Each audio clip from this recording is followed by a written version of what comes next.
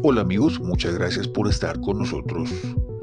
Después de una semana de la final de la Copa América y ya en frío, sin el calor de las emociones por los resultados deportivos, podemos sacar en limpio las conclusiones de la final de esta Copa América.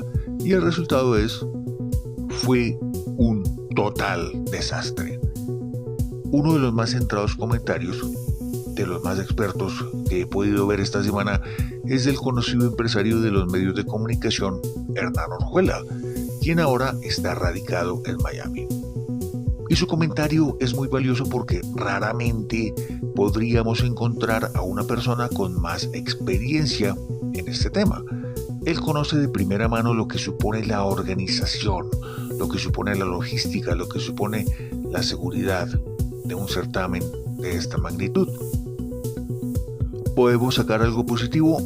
Absolutamente.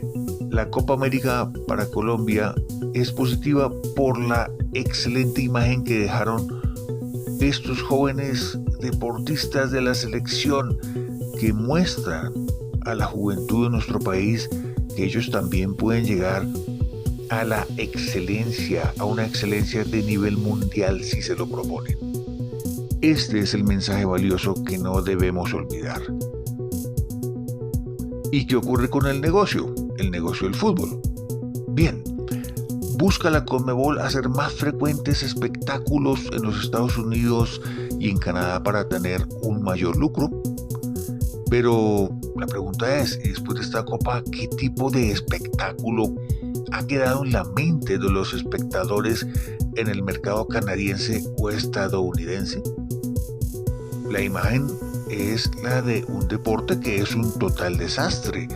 El fútbol es un espectáculo lleno de violencia dentro y fuera de las canchas, violencia en la tribuna, desorganización y vandalismo. Y en lo deportivo, hay que decirlo, injusticia y amaños. No es nada sorprendente si los estadounidenses o canadienses se devuelven con fervor a sus propios deportes, dejando al fútbol como algo de segunda categoría. ¿Y qué podemos decir de la hinchada de Colombia? ¿Cómo quedó la imagen de nuestro país? Por el piso. Colombia, un grupo de personas que solucionan todo por la fuerza y que no muestran ningún respeto por la organización, la ley, la autoridad, el prójimo. Esto nos debe llevar a profundas reflexiones. Regresando al tema de la organización, escuchemos a don Hernán Orjuela. Pero al final lo más importante de este tema es, ¿y tú qué piensas? Haznoslo saber en los comentarios. No olvides suscribirte, darle me gusta a este video, activa la campanita de las notificaciones y nos vemos en la próxima.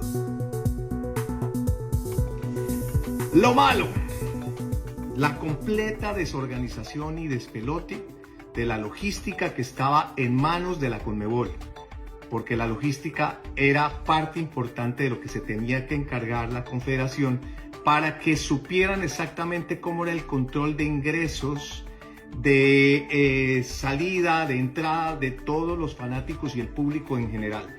O sea que ahí yo responsabilizo personalmente a que tanto la Conmebol como la logística y también parte interina del Hard Rock, que no previnieron oportunamente que esto era un evento que tenía ciertos riesgos que había que controlar desde tempranas horas de la mañana y no lo hicieron. Y se los digo a fe porque fui empresario de espectáculos, lo sigo siendo, y en los temas masivos que incluso en Colombia, que tiene a veces un poco más de riesgo, no se hicieron las debidas prevenciones. Lo malo, la forma en que la Conmebol manipuló esta Copa América. Puede que esto le sea pacacho, pero sí hay suspicacias de que esta copita era para que la recibiera en Miami el equipo argentino, Messi, el mercadeo, la forma en que consolidaron los grupos, que le quedara más suavena, hubo tiempos de exceso para que descansara más la selección argentina, los climas también buscaron la alternativa para que el equipo no se lacerara y sin quitarle el honor que le ganó a Colombia. Lo malo, gente que pagó hasta $4,000, $5,000, $6,000 se vinieron de Colombia, de otras partes, con niños y demás, y desafortunadamente se quedaron por fuera por lo que todos ya conocemos, pero bueno, eso será parte de lo feo, que para mí es lo siguiente. Primero que todo, hay que reconocer el terrible comportamiento de algunos, ojo, algunos hinchas que por la mancha amarilla parecían más porque tenía obvia razón que el estadio tenía como el 60% de colombianos y el 40% de argentinos.